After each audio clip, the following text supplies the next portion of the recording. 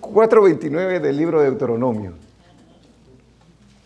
Mire lo que dice la Biblia allí, por favor. Y va a ver cómo se cumple. ¿Ok? Voy a poner una historia en donde se cumple lo que dice allí. Dice en el versículo 29, 4:29. Léalo conmigo. Mas si desde allí buscares a Jehová tu Dios, lo hallarás.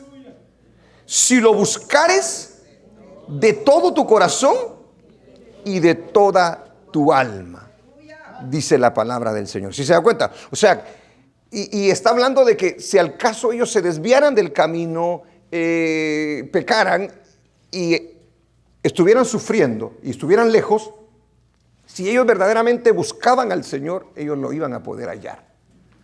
Eso es algo que Dios les dijo, una promesa del Señor. Ahora vayamos a Jeremías 29:12.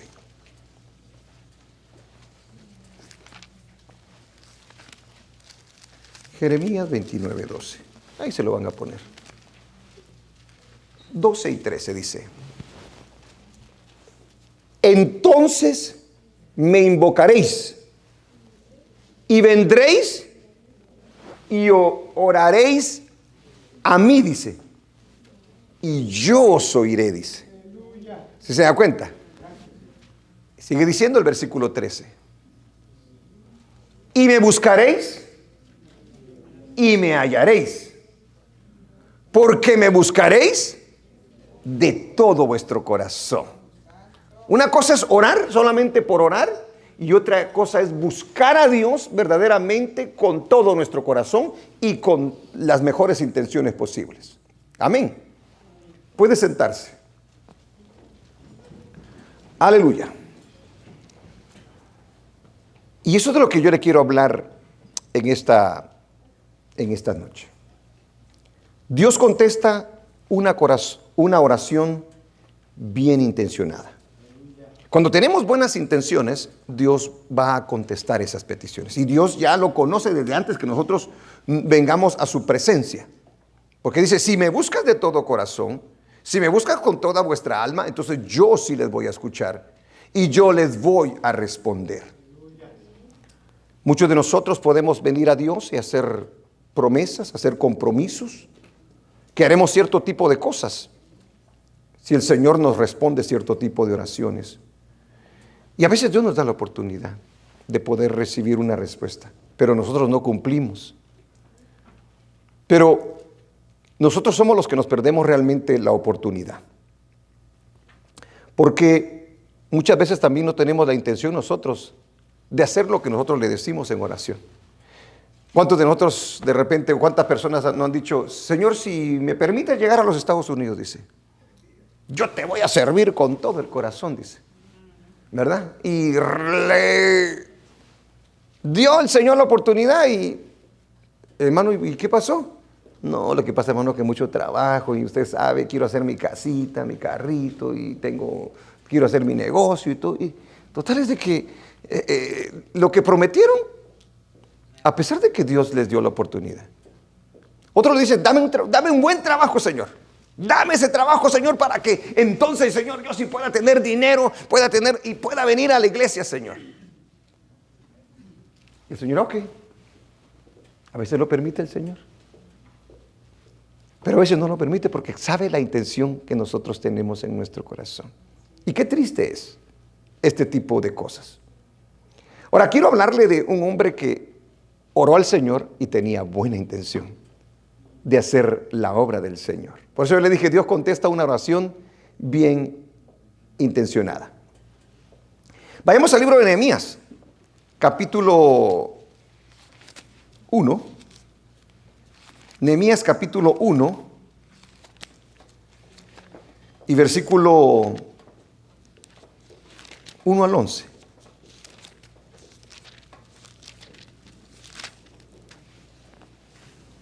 ¿Ha oído hablar de Nehemías? Quiero hablarle acerca. Fíjese que todos los siervos de la Biblia, siervos de Dios, si se ha dado cuenta, todos son hombres de oración.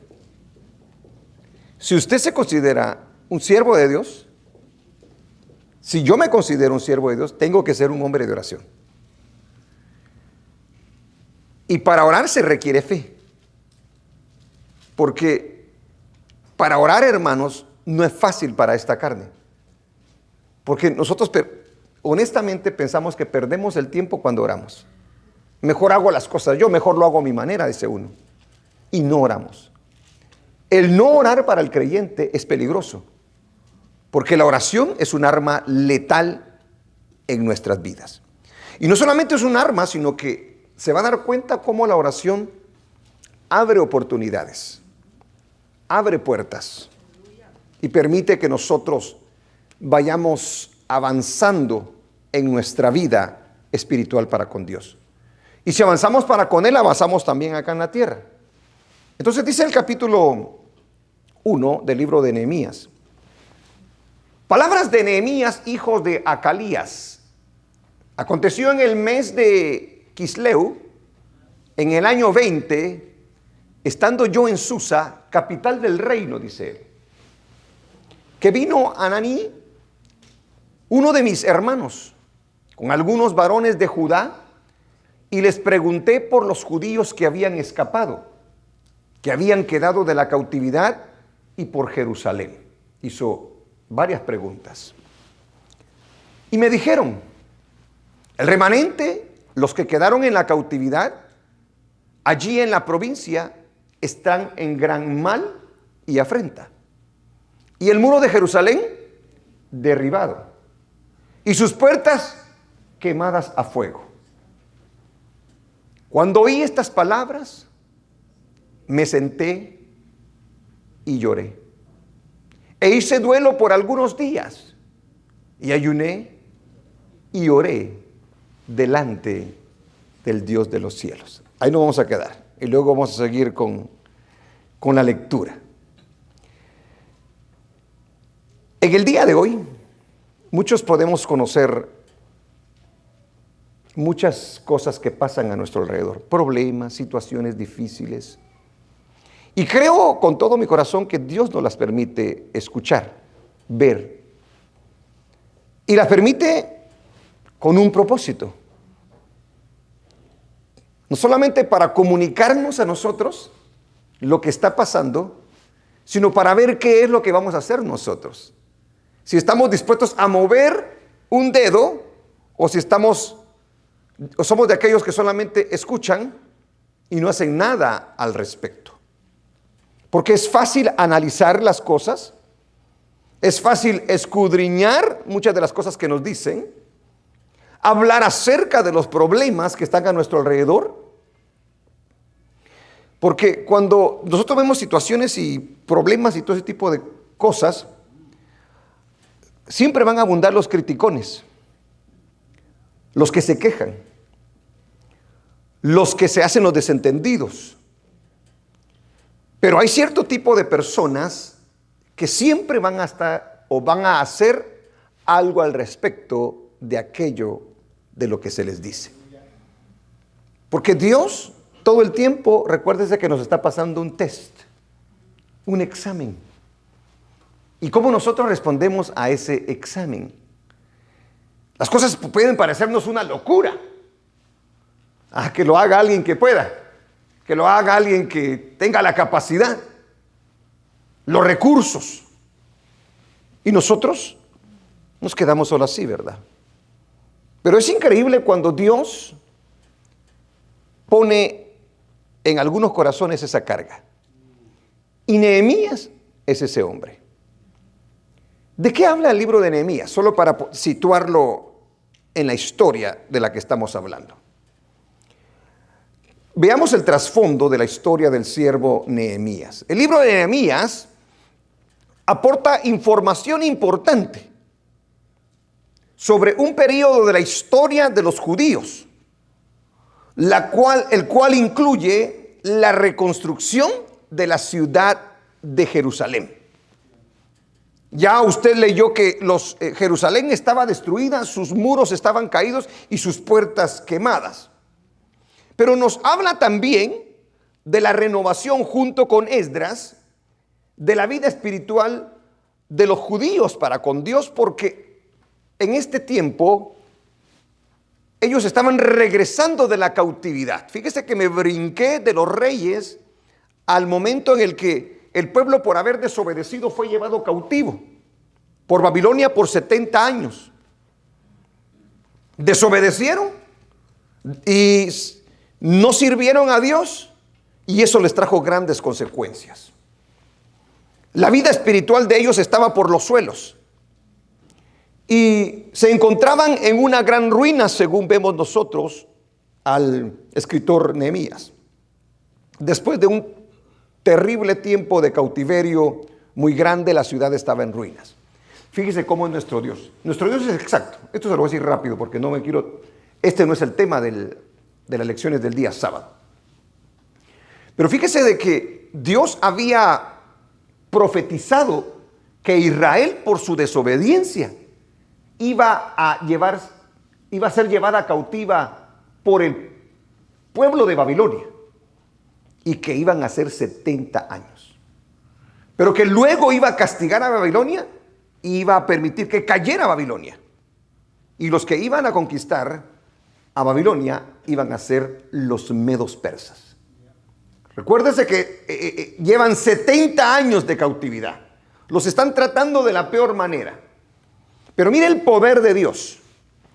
El poder de Dios es tan grande que Dios ya les había anticipado lo que ellos iban a pasar. Pero les dice también que iba a levantar a un rey de los medos persas y que iba a poner en el corazón de ese rey para que les permitiera regresar de esa cautividad, que regresaran a Jerusalén para que pudieran reparar todas las cosas que se habían destruido. El templo había sido destruido también. Todo fue destruido.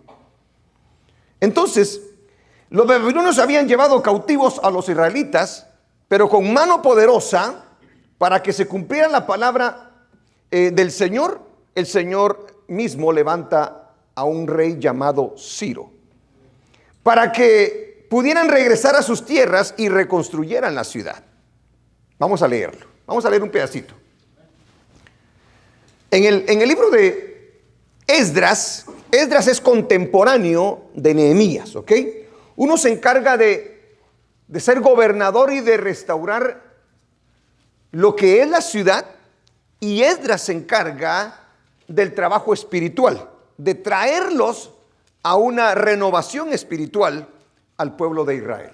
Cuando mire esos dos libros, sobre eso trata. Dice en el libro de Esdras capítulo 1, versículo 1 al 4.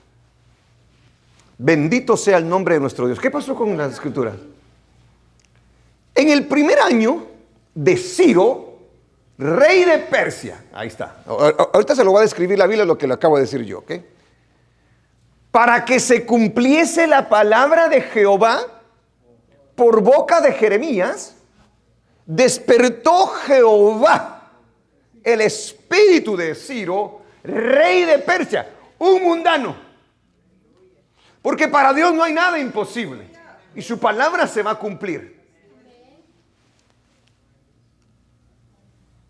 El cual hizo pregonar de palabra y también por escrito por todo su reino, diciendo. ¿Qué dice? Así ha dicho Ciro, rey de Persia: Jehová, el Dios de los cielos, me ha dado todos los reinos de la tierra. Y me ha mandado, dígalo conmigo, y me ha mandado que le edifique casa en Jerusalén, que está en Judá. Para Dios no hay hombre grande, ni pequeño, ni nada. Dice el versículo 3: ¿Quién hay entre vosotros de su pueblo? Sea Dios con él y suba a Jerusalén, que está en Judá, y edifique la casa a Jehová, Dios de Israel. Él es Dios, la cual está en Jerusalén. Santo Dios. El versículo 4 dice: y a todo el que haya quedado en cualquier lugar donde more, ayúdenle los hombres de su lugar con plata, oro, bienes y ganados, además de ofrendas voluntarias para la casa de Dios, la cual está en Jerusalén. ¿Se da cuenta? Amén. Cuando regresaron, no regresaron todos juntos. Fue por periodos de tiempo. Amén. Hubieron 3 regresadas del pueblo. Entonces Nehemías está en una de ellas. Pero no voy a entrar en eso porque no, ya le dije que no es el tema. La ciudad se encontraba sin muros, los cuales eran los que protegían a la ciudad de los enemigos. ¿Quién es Nehemías? Nehemías, lo único que se conoce en cuanto a su descendencia, como lo dice el versículo 1, es que era hijo de Acalías. Es lo único. Yo busqué algo de Acalías y solo me decía que era el padre de Nehemías. Y busqué a Nehemías, me dijo, y su padre es Acalías. Entonces, confórmese con eso. Su oficio llegó a ser copero del rey Artajerjes, o sea, en este caso, el rey de los medos y los persas. Ahora, dése cuenta de cómo el Señor arregla todas las cosas. Porque el Señor permite que Nehemías llegue a una posición muy importante como esa. Amén. Dios es el que da y Dios es el que quita. Dios tenía un propósito. Tiene un lugar en el que puede aprender muchas cosas. Él veía cómo se movían los reyes. Él veía cómo se organizaban las cosas. Él veía todo lo que estaba sucediendo porque él estaba a la par del rey. Era copero. Era el que le exprimía las uvas y antes de que se lo tomara él, el rey, él se tomaba un sorbito. Pero no vaya a pensar de que era un vino embriagante. Tomaba vino, tranquilo. Ahí se las exprimía y decía, tome rey. Pero ¿por qué hacía eso él? Porque los reyes tenían miedo que los envenenaran. Entonces primero se envenenaba el copero y se moría enfrente del rey y él no se lo tomaba, ¿verdad? Bueno, él estaba allí y tenía mucho conocimiento de todas las cosas que estaban pasando. Mire cómo lo pone Dios allí. Era un hombre que amaba a Dios y que amaba a su pueblo. Ahora usted claro que me va a decir, pero pastor, ¿y usted cómo es que me dice que amaba a Dios y amaba a su pueblo? Bueno, usted lo va a ver por qué conforme vaya el mensaje. ¿Por qué le digo que amaba a Dios y amaba a su pueblo? Era un hombre interesado en que la obra de Dios continuara. Porque nosotros podemos ser religiosos y venir y solo interesarnos en lo nuestro. No nos importa todo lo demás. Ya vine a la iglesia, ya canté, ya oré, ya participé. Que miren cómo salgan ahora. Ese no es Nehemías. A Nehemías no solamente le interesa su relación con Dios, sino todo el plan redentor de Dios. Él está atento a eso. Y la iglesia tiene que estar atenta a lo que es el plan redentor de Dios. Por eso Jesús nos mandó a predicar el evangelio a toda criatura. Eso es tener carga por el plan redentor de nuestro Dios. Estaba interesado en el bienestar de sus hermanos. Pero también Nehemías es un hombre de oración.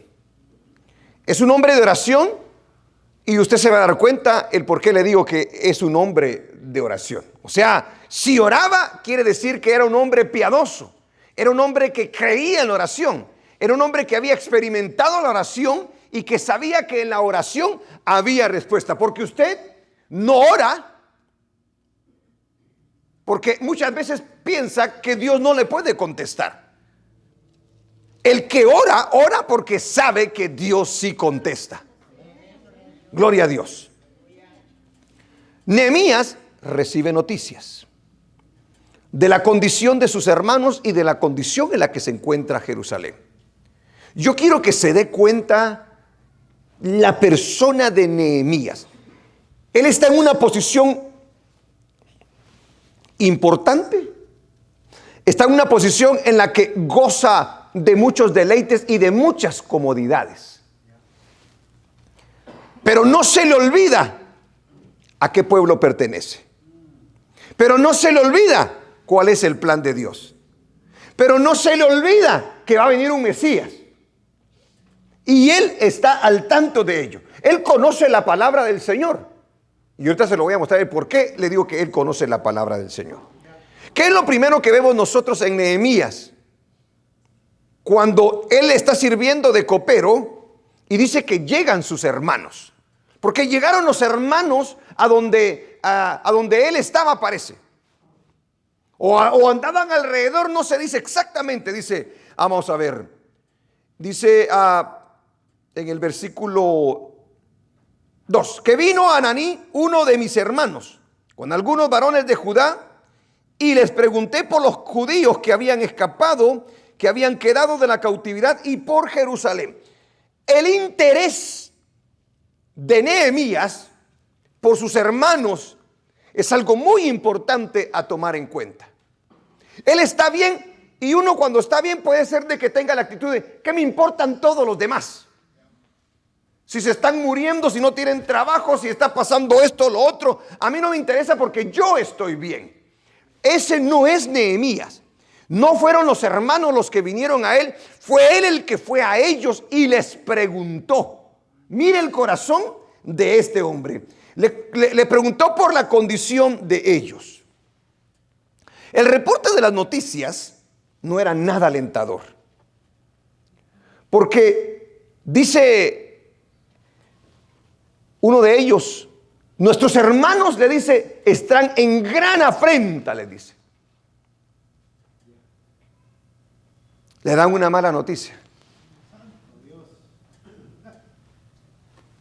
Y yo me puse a ver lo que significa una gran afrenta.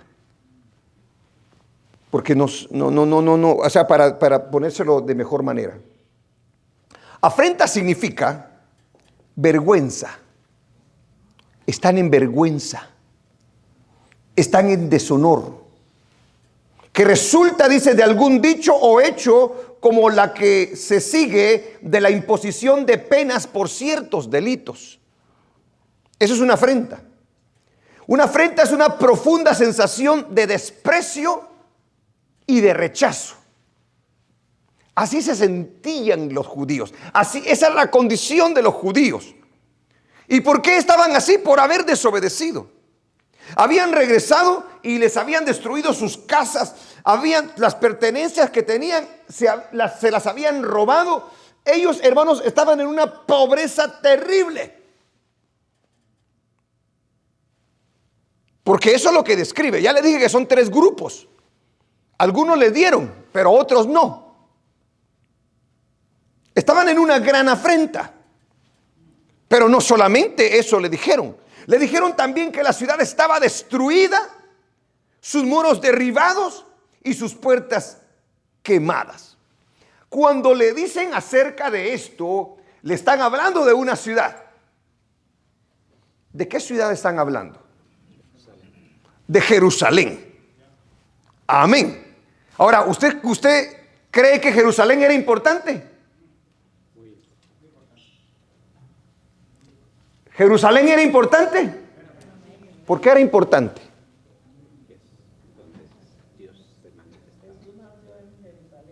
¿Perdón? Bueno, la hermana dice que Jesús, pero ahí todavía no habían dado Jesús. Ay, hermana, se me adelantó. No sé cuántos miles de años. ¿Por qué era Jerusalén importante? ¿Ah? ¿Por qué era importante? Dice la hermana, por la profecía, dice. ¿Por qué era importante? Dice hermano, ahí estaba el templo, ¿sí? ¿Ok? Pero podían haber otros templos. ¿Por qué era importante? Porque Dios dijo, Jerusalén será mi habitación, dijo él. En pocas palabras, es a la que yo quiero, es a la que yo escojo, es en la que yo voy a habitar, dijo. Para Nehemías oír que Jerusalén estaba, como el corazón de él está así con el de Dios, lo quebró. ¿Cómo puede ser que la ciudad de mi Dios?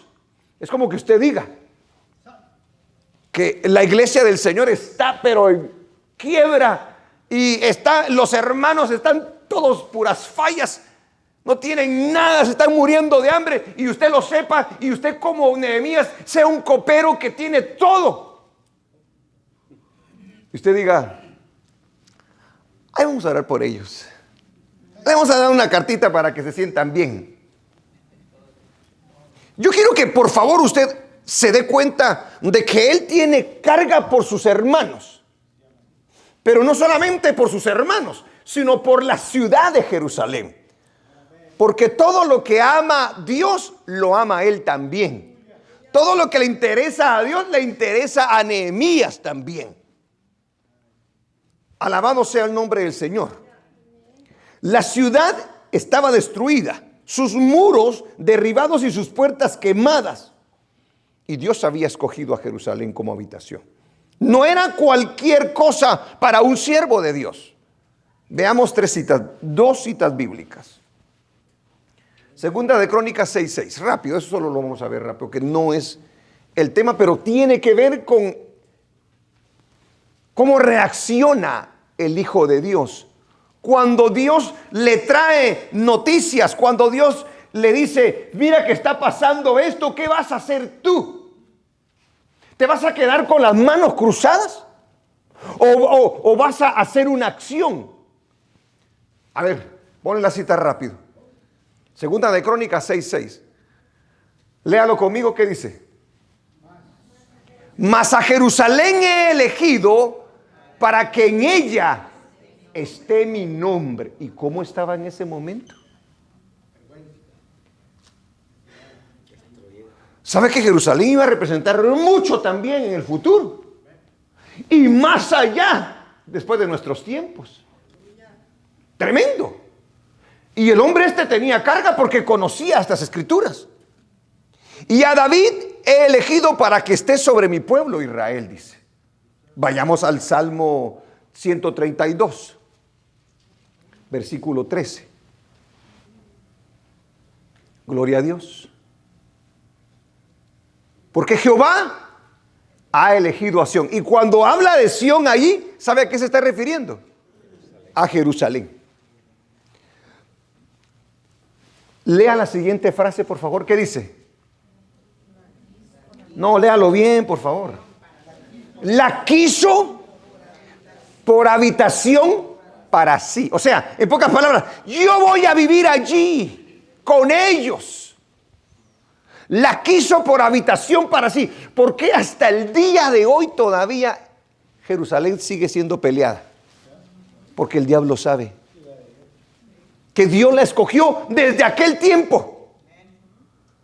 Y va a pelear por ese pedacito de tierra como usted no se imagina. ¿Pero qué cree?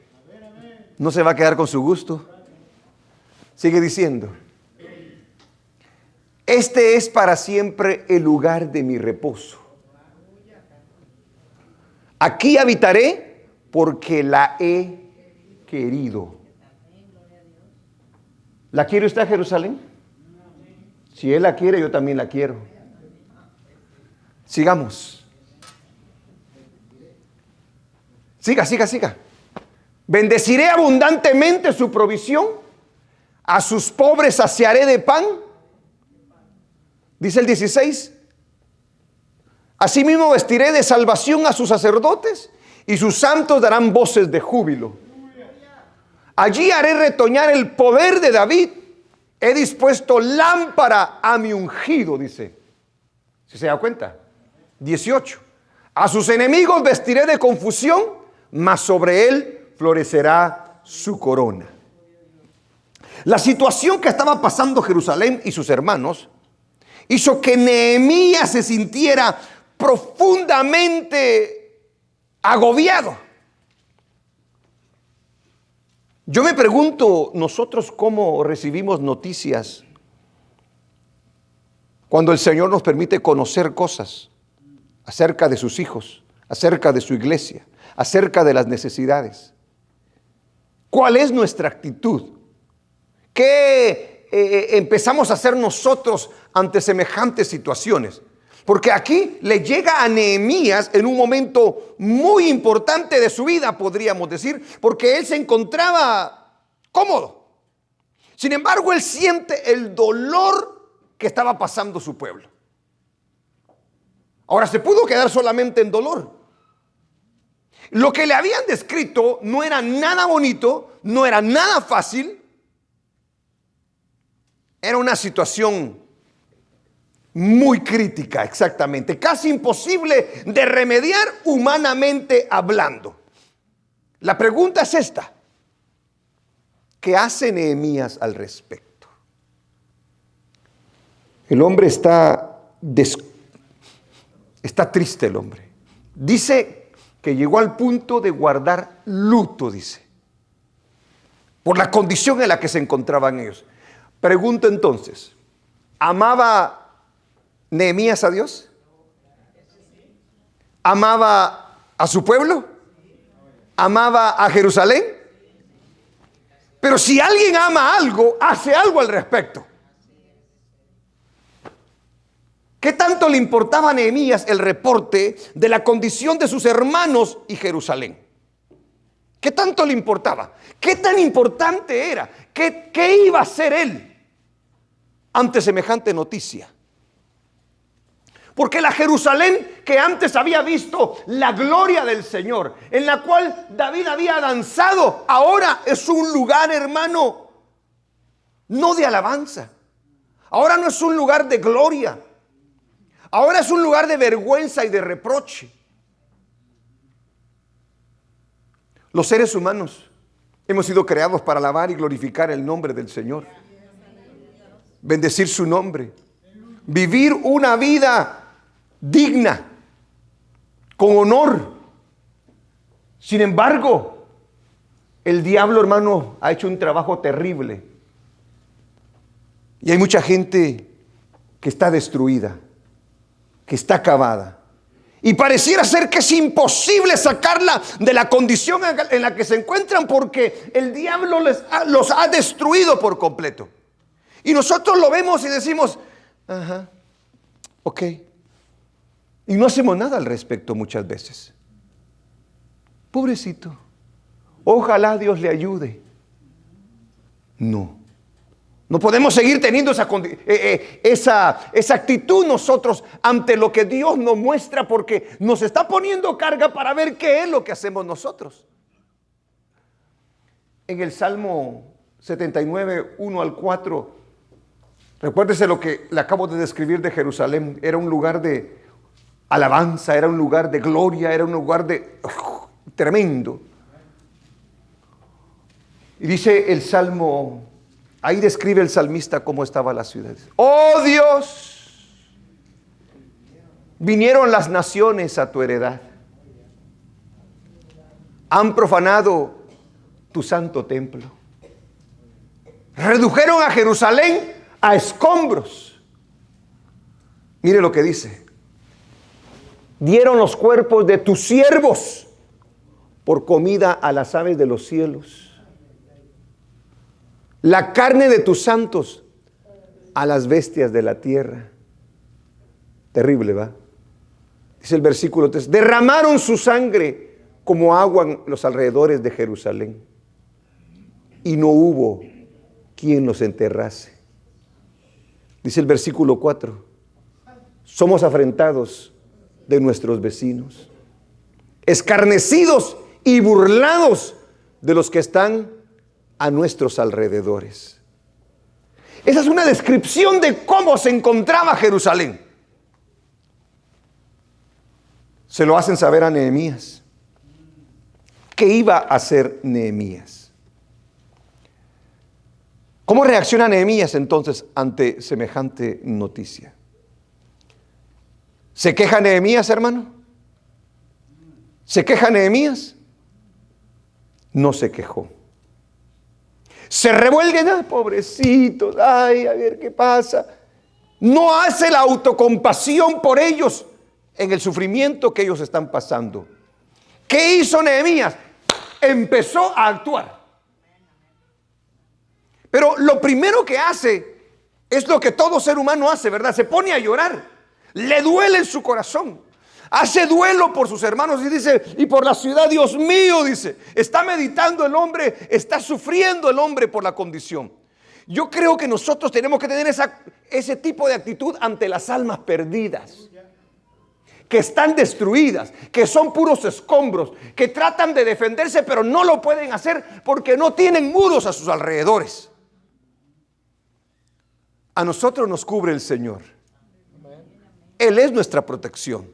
Dice la Biblia que el ángel de Jehová acampa alrededor de los que le temen y los defienden, dice. Pero el que no tiene a Cristo anda, hermano, expuesto a lo que el enemigo pueda hacer con ellos. Él actúa, llora amargamente y hace duelo por algunos días,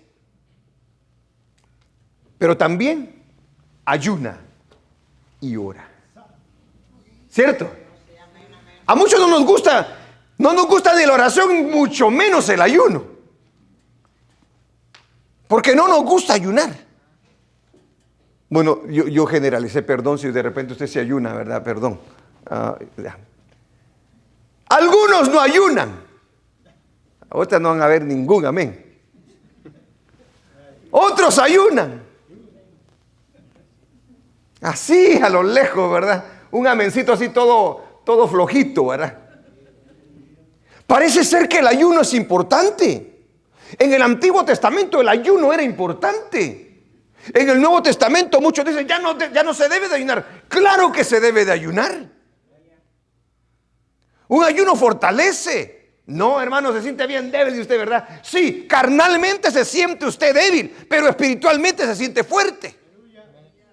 Quiebra muchas cosas que a lo mejor no lo dejan salir de esa pereza espiritual en la que se encuentra. De esa actitud que no quiere cambiar. Ahí vamos a ver qué hacemos. No, pero el que ayuna quebranta yugos, para que se pueda levantar y hacer algo en la obra del Señor. El hombre ayuna y ora delante del Dios de los cielos. ¿Para qué orar? ¿Para qué ayunar? Porque lo que le habían dicho no era cualquier cosa. Era una tarea demasiado grande. Era una situación, hermanos, horrible. Humanamente hablando, era imposible hacer semejante cosa. Por eso este hombre ayuna y ora ante la presencia del Señor. Recuérdese lo que le dije. Él era copero del rey. Estaba cerca del rey. Estaba en la mejor posición posible. Y él tenía acceso a muchas cosas. Había aprendido muchas cosas, pero de nada sirve que yo tenga dinero, que yo tenga recursos, que yo tenga esto o lo otro, si no tengo la capacidad del cielo para ponerlo al servicio y para saber qué hacer con ello. Porque Dios no necesita mucho de nosotros, solamente nuestra voluntad. Dice amén.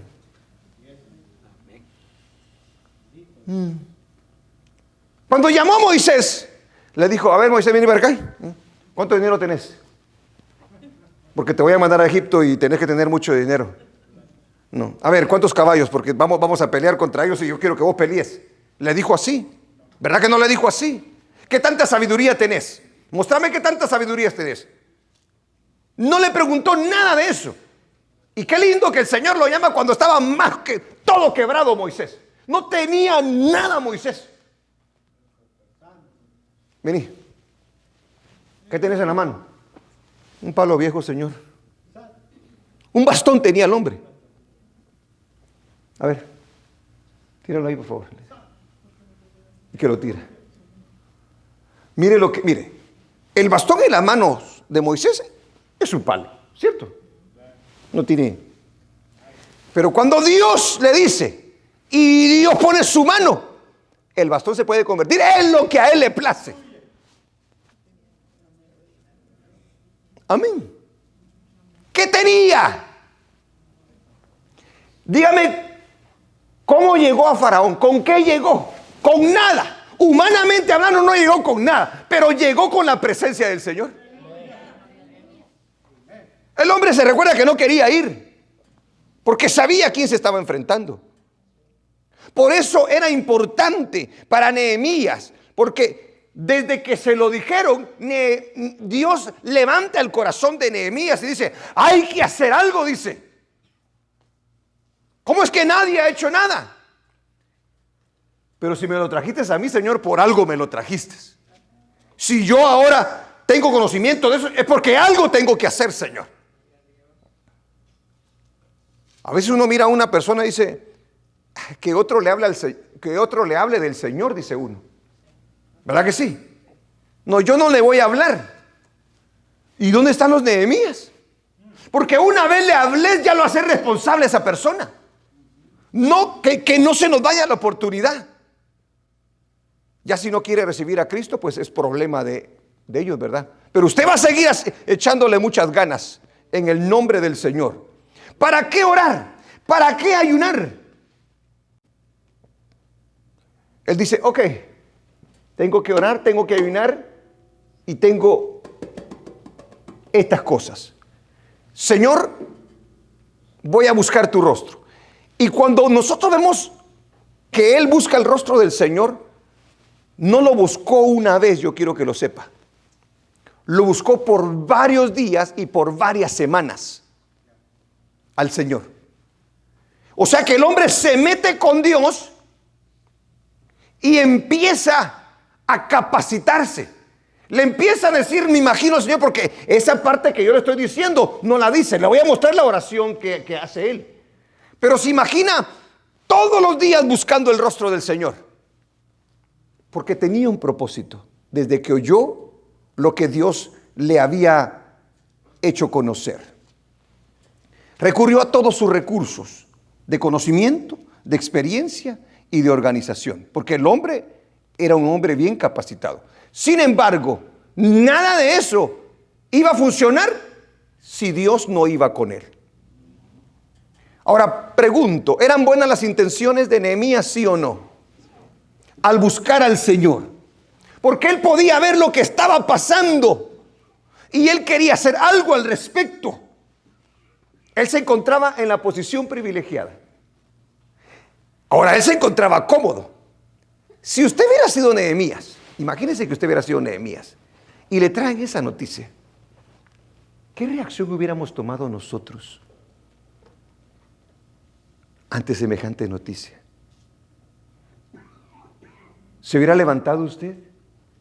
¿Hubiera dicho usted, no, aquí hay aire acondicionado y aquí está todo muy bueno? Y es que, Señor, es que si yo hago algo, Señor, me voy a desacomodar de mi vida, de mis planes. Yo ya tengo mi vida hecha, porque Nehemías ya la tenía hecha. Él era un asistente del rey. ¿Qué le parece? Ese se comía también de los banquetitos, hermano. Me imagino que tenía su buena cama también. Pero oye la noticia, oye el mensaje de Dios, oye la carga, oye el problema, oye la situación de su pueblo, oye la situación de Jerusalén y dice, Señor, yo sé que me estás llamando, Señor.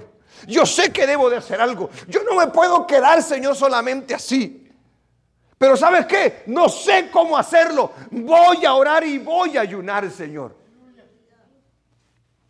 Porque cuando oras y ayunas, se abren oportunidades. Aleluya. Ahora veamos la oración de Nehemías. Vayamos al versículo,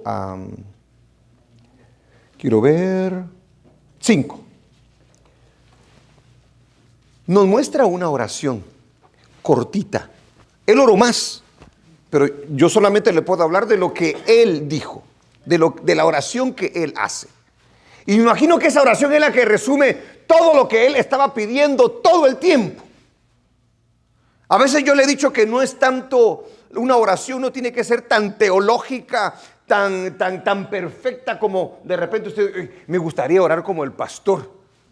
Pero la oración se puede oír bonita, pero si no sale del corazón, si no hay voluntad en ella, no sirve de nada. Si no es sincera, sino solamente para presumir, ¿de qué sirve una oración? Una oración puede ser lo más sencilla y simple posible, pero si está hecha con una voluntad y con un deseo de querer hacer la obra del Señor, Dios la escucha. Porque yo quiero que se dé cuenta la oración que hace Nehemías. Cuando dice el versículo 4, cuando oí 1:4, cuando oí estas palabras, me senté y lloré. E hice duelo por algunos días y ayuné y oré delante del Dios de los cielos. Le ayunó al Señor y le oró al Señor. Y dije, ahí empieza la oración.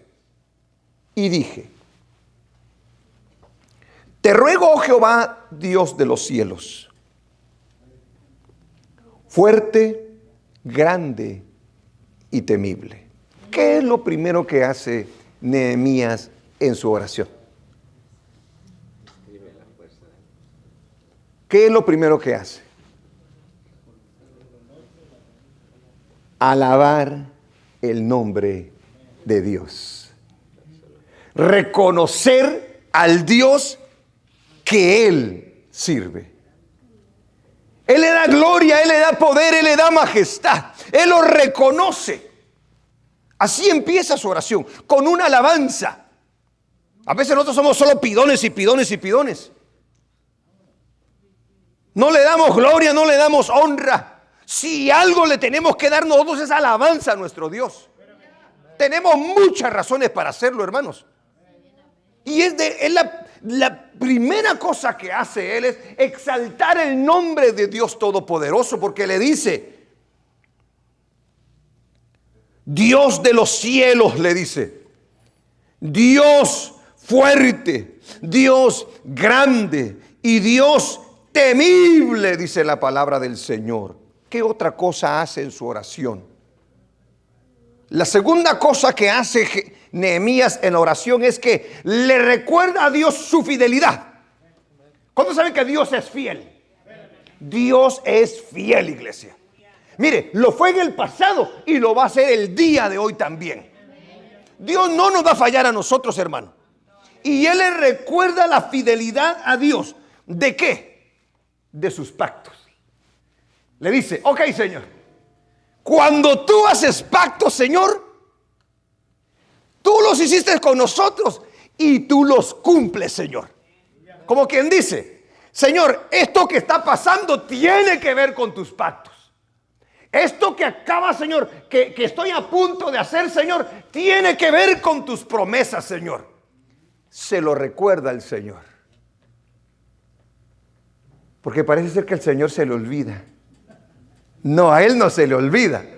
Pero sí le gusta que nosotros le recordemos su gran fidelidad y sus misericordias. Porque ¿cuántos saben que Dios es misericordioso? ¿Por qué pide la misericordia? Nosotros muchas veces oramos a Dios pensando que merecemos la respuesta de Dios, que Dios nos debe de escuchar. No, Dios no le debe ni a usted ni a mí. Dios va a contestar porque Dios es misericordioso. Y le había dicho al pueblo que si fallaba, Él iba a tener misericordia de ellos si ellos se arrepentían. Le recuerda sus pactos, le recuerda sus promesas y le recuerda su misericordia. Algo que distingue a nuestro Dios. Mire cómo le está entrando. Pero el hombre ayunó. El hombre está bien ayunado. Quizá no ha comido en ese momento. Aleluya. Su oración también incluye confesión de pecados. ¿Cierto o no es cierto? Él confiesa ante Dios. Y a mí me llama la atención cómo lo hace Nehemías. No dice, Señor, por esos pecadores, dice. No, dése cuenta lo que dice él. A ver, vayamos a la lectura, dice. Estamos en el versículo 6. Dice, bueno, y la misericordia a los que aman y guardan tus mandamientos. Dice, luego el 6 dice, esté ahora atento tu oído y abiertos tus ojos. ¿Cómo sabía que tenía oídos y ojos Dios él? Ahí le dice así, ¿verdad? Porque se usa el lenguaje humano para que pueda verle. Señor, mira, Señor, como oye, por favor, Señor. Le dice, Esté ahora atento tu oído y abiertos tus ojos para oír la oración de tu siervo. O sea, el que te sirve, el que está, Señor, a tus órdenes, que ahora hago delante de ti día y noche. O sea que no es una oración, son oraciones todo el tiempo. Día y noche, Señor, te estoy clamando hasta que no vea tu respuesta, Señor bendito. Por los hijos de Israel, tus siervos, que hago ahora delante de ti. A ver, perdón, por tu siervo. Y confieso los pecados de los hijos de Israel. Mire lo tremendo esto, ¿verdad? Está hablándole a un Dios santo. Recuérdese, cuando habla usted con Dios, está hablando a su Padre Celestial, un Padre que es santo. Y tenemos que guardar esa reverencia todo el tiempo. Y reconocer que estamos, hermanos, nosotros simplemente somos sus siervos. Sigue diciendo. Y confieso los pecados de los hijos de Israel que hemos cometido contra ti. Sí, yo y la casa de mi padre hemos pecado, le dice. Dice que el que confiesa su pecado va a recibir perdón, pero el que lo encubre no va a prosperar exactamente. El hombre es inteligente, el hombre está lleno de Dios, el hombre tiene una sensibilidad tremenda cuando está hablando con Dios. El hombre no está orando religiosamente. Ese hombre está de una manera sensible, sabiendo cómo es que debe realmente de dirigir su oración. Y mire la oración que queda grabada, porque él hizo muchas oraciones. Sin embargo, ya le dije, esta oración resume todo lo que él dijo todo el tiempo. Día y noche lo hacía. Tremendo. Sigue diciendo. ¿Dónde me quedé? En extremo nos hemos corrompido contra ti y no hemos guardado los mandamientos, estatutos y preceptos que diste a Moisés, tu siervo. Acuérdate ahora de la palabra que diste a Moisés, tu siervo, diciendo: si vosotros pecareis, yo os dispersaré por los pueblos. Le recuerda la palabra que él mismo les había escrito. Sí, Señor, nosotros no merecemos que tú nos contestes. Nosotros, Señor, te hemos ofendido, pero gravemente, Señor. Pero te quiero recordar algo que nos dijiste, Señor. Mire cuán importante es esto. Tú dijiste, Señor, que si nosotros pecábamos y nos echabas pero si nosotros nos arrepentíamos, Señor, tú nos ibas a escuchar. Él no está repitiendo palabras de su corazón, sino que está repitiendo las palabras de Dios. Le está recordando: es que tú no lo dijiste, Señor, y yo me estoy aprovechando de ello, Padre. Yo creo que el Espíritu Santo está clamando por él, porque está haciendo la oración que necesita hacer el hombre. Aleluya. Tenemos que imitar ese tipo de oración. Mire, en el libro de Deuteronomio 30, 1 al 5. Gloria a Dios. Deuteronomio 30, del 1 al 5, dice: sucederá que cuando hubieren... Recuérdense que ahí está hablando de los resultados de la obediencia y las consecuencias de la desobediencia, 28 y 29. Ahí sigue la lectura. Dice: sucederá que cuando hubieren venido sobre ti todas estas cosas, la bendición y la maldición que he puesto delante de ti, y te arrepintieres en medio de todas las naciones a donde te hubiere arrojado Jehová tu Dios. Esa es exactamente la oración. Esas son las palabras exactas que le está diciendo Nehemías a Dios. Mire, el hombre inspirado, porque le recuerda exactamente las escrituras, lo que salió de la boca de Jehová, lo que prometió que haría con ellos a pesar de su desobediencia. Dice el versículo 2. Dale. y te convirtieres a Jehová tu Dios, y obedecieres a su voz conforme a todo lo que yo te mando hoy, tú y tus hijos, con todo tu corazón y con toda tu alma, entonces Jehová hará volver a tus cautivos. Para que volvieran los cautivos, viene Daniel y clama por ellos. Aquí no está clamando por eso, aquí está clamando para otra cosa, Nehemías. Porque me voy a salir un poquito. Cuando en el libro de Daniel está el cautivo, está siendo un siervo de Nabucodonosor y también de Darío y de estos reyes, ellos están todavía en el cautiverio, al final de los 70 años. Entonces, en la última oración de los últimos días de los 70 años, viene Daniel y le dice: Señor, viendo en el libro de Jeremías, le dice, que tú ibas a llevar cautivo a tu pueblo 70 años. Y yo miro que ya está, Señor, aquí. Él clama de esa manera y usa ese tipo de oración. Pero en el caso de Nehemías, él está haciendo otro tipo de oración, porque ya los cautivos han regresado. El problema es la situación y la condición en la que se encuentran. ¿Se da cuenta?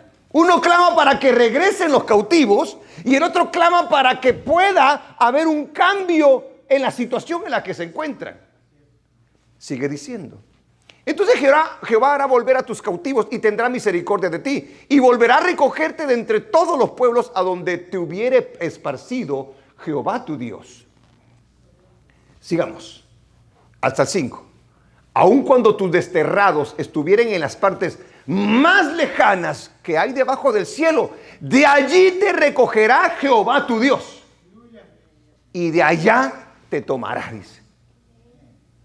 Sigue diciendo 5. Y te hará volver Jehová tu Dios a la tierra que heredaron tus padres. Ahí exactamente están. Y será tuya. Y te hará bien. Y te multiplicará más que a tus padres. Entonces, regresando a la oración de Nehemías, él está recordándole a Dios lo que él había prometido. Y le dice: sí, Señor, te hemos fallado, la regamos y todo, fuimos esparcidos, ya no regresaste, Señor, pero por favor, así como lo prometiste, Señor, ahora te pedimos que una vez más tengas misericordia. Si regresa a Nehemías, entonces en el versículo 9, 8 y 9, vamos a leer el 8 y el 9.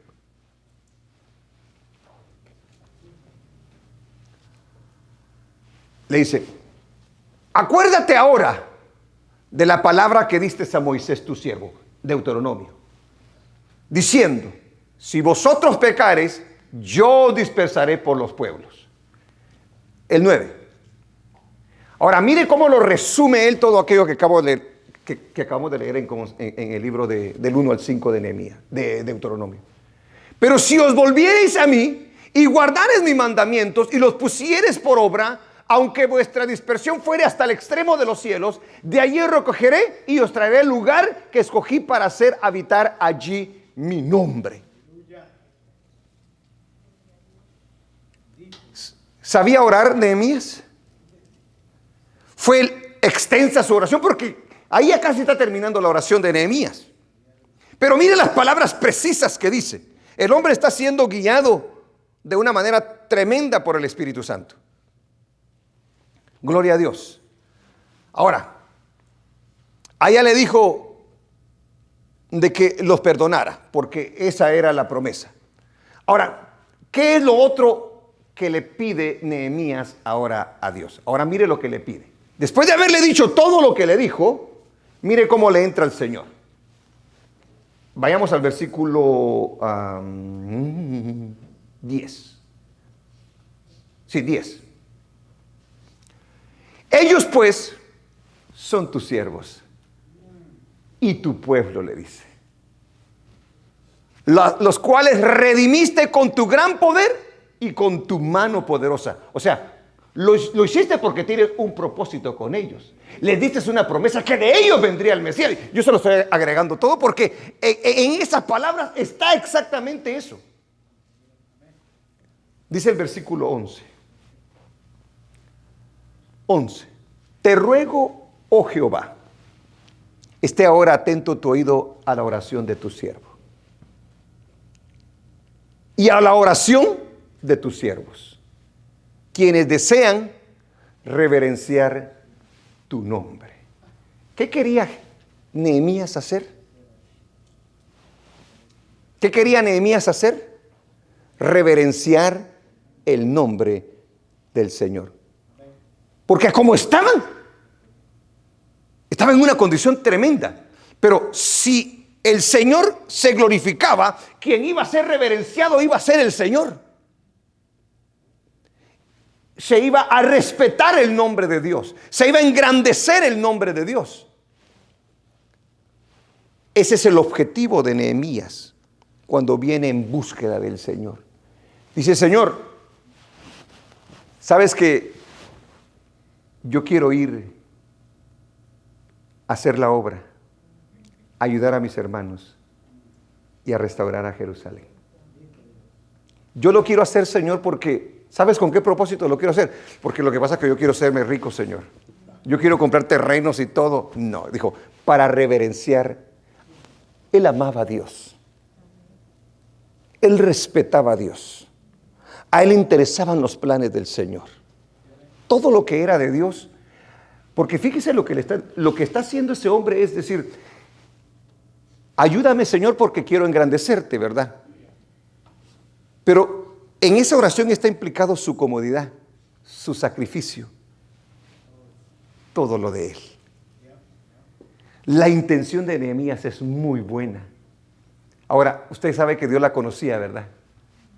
Y le dice luego, porque este la quitó rápido. ¿Qué la quitaste? Vas a ver. No, este ya se quiere ir. Te ruego, Jehová, esté ahora atento tu oído a la oración de tu siervo y a la oración de tus siervos, quienes desean reverenciar tu nombre. Ahora mire lo que dice: concede ahora buen éxito a tu siervo y dale gracia delante de aquel varón, porque yo servía de copero al rey. Solo el hecho de irle a pedir permiso al rey era una cosa muy difícil. Solamente el hecho de presentarse de una manera triste con el rey, podía el rey quitarle la vida, porque ante el rey nadie se podía presentar de esa manera. Pero el hombre iba ayunado, iba bien orado. Y no le voy a leer esa parte porque si no nos tardamos. Lo voy a dejar que usted lea todo Nehemías. Dígame. Aleluya. Hermano, las historias de la Biblia son increíbles porque nos muestran exactamente lo que puede hacer un hombre cuando está dispuesto a hacer la voluntad de Dios y a buscar al Señor en ayuno y oración. Las cosas que vivieron aquellos siervos que tuvieron el valor y la fe para realizar grandes proezas para la gloria de Dios, nos quedaron como enseñanza, dice el apóstol Pablo. Pero antes de emprender la tarea entonces, antes de mover cualquier cosa, Nehemías ayuna y Nehemías ora. Amén. ¿Es importante la oración? Y si iba bien intencionada, Dios estaba dispuesto a responderla. Termino con esto. La lección que Dios nos quiere dejar en esta historia. ¿Cuál es la lección? A Nehemías le interesó la Jerusalén terrenal. ¿Cierto? ¿Le interesa a usted la Jerusalén celestial? Porque nosotros no vamos a Jerusalén terrenal, vamos a la celestial. Entonces, ¿le interesa a usted? ¿Me interesa a mí? Me interesa que otros también vayan a la Jerusalén. Que peleemos la buena batalla. La guerra espiritual que hay por las almas que están destruidas. Nehemías estuvo dispuesto a luchar. El significado es exactamente esto. ¿Te interesa la Jerusalén celestial? ¿Y qué tanto te interesa? Para que vengas y busques el rostro del Señor y pongas en acción tu vida. Que le digas como Isaías: heme aquí, Señor, envíame a mí. Eso es exactamente lo que le dijo Nehemías. Heme aquí, Señor, envíame a mí. Número 2. Nehemías se interesó por la condición de aquellos que estaban en malas condiciones. La pregunta que te hace a ti y a mí el Señor es, ¿te interesan las almas que están destrozadas y desprotegidas? Y si te interesan, ¿qué estás haciendo al respecto? Señor, es que es demasiado grande la tarea. Hay que orar y hay que ayunar para que el Señor nos dé dirección. Número 3. Imitaremos el ejemplo de Nehemías de orar, pero también de tomar acción. Porque nosotros podemos decir, oremos y oremos y oremos, como aquel, cuando dice el libro de Santiago, ¿y qué vas a hacer con aquel que viene con necesidad? Dice, y le dice, oye, tengo hambre, oye, necesito un vestido. Y dice que el hermano dice, sí, vete, ahí voy a orar por ti. Y no haces nada al respecto, dice. No le das un pan, no le das un vestido, sino que dice, ay, voy a orar. Eso no le agrada a nuestro Dios. Amén, hermanos. Imitaremos entonces el ejemplo de Nehemías de orar, pero también de tomar acción. ¿Estaremos dispuestos a dejar nuestra comodidad para hacer algo por las almas? Como lo hizo el mesonero con el samaritano, con aquel hombre que habían golpeado. La tarea se ve casi imposible. Si a mí me hubiera dicho el Señor eso, yo le hubiera dicho, a la gran Señor, eso está bien difícil, Señor. Está bien difícil, Señor. ¿Quién soy yo, Señor, para ir a hacer ese tipo de trabajo? La tarea se ve casi imposible cuando nosotros vemos que el enemigo, hermano, tiene poder, tiene riquezas, tiene todo a su favor. Pero no es más poderoso que nuestro Dios. Pero no tiene los recursos de nuestro Dios. El problema es que nosotros sí están allí, pero no sabemos cómo buscarlos y cómo distribuirlos. Porque Dios sí lo puede hacer. Alabado el nombre del Señor. Dios nos dará éxito si estamos dispuestos a orar y hacer algo al respecto. Cuando vengas a orar y le digas algo al Señor, asegúrate, tú y yo, de que lo que le estamos diciendo, lo vamos a hacer. Porque si estamos dispuestos a hacerlo, te aseguro que Dios te va a contestar. Te aseguro que Dios te va a respaldar. Te aseguro que Dios te va a dar éxito. Y que tú y yo vamos a reverenciar el nombre de nuestro Dios. Por eso yo le decía, yo lo invito a que siga leyendo el libro de Nehemías, porque con esto termino. La oración a Dios ante las situaciones imposibles nos pueden abrir los ojos para ver cosas que Dios nos puede mostrar. Nehemías estaba así. Oró a Dios y el Señor le abrió los ojos. Dijo, ok, Nehemías, quiero que veas todo el panorama. Te voy a mostrar todo lo que vas a hacer y cómo lo vas a hacer. 1.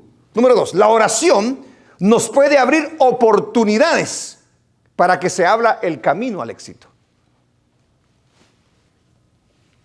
Llega con el rey, le dice lo que quiere hacer y el rey le dice, ve Nehemías, le dice. Es más, espérate. Te voy a dar también cartas, para que lleves cosas y para que te den cosas. Oró y ayunó. La oración abrió oportunidades. Pero usted y yo no las vamos a ver nunca si no oramos y ponemos acción. Porque cuando se levanta y está dispuesto a hacer la acción, dice, ok, si te veo dispuesto, se abre la oportunidad.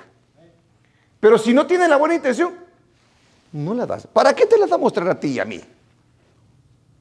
¿Sí entiende?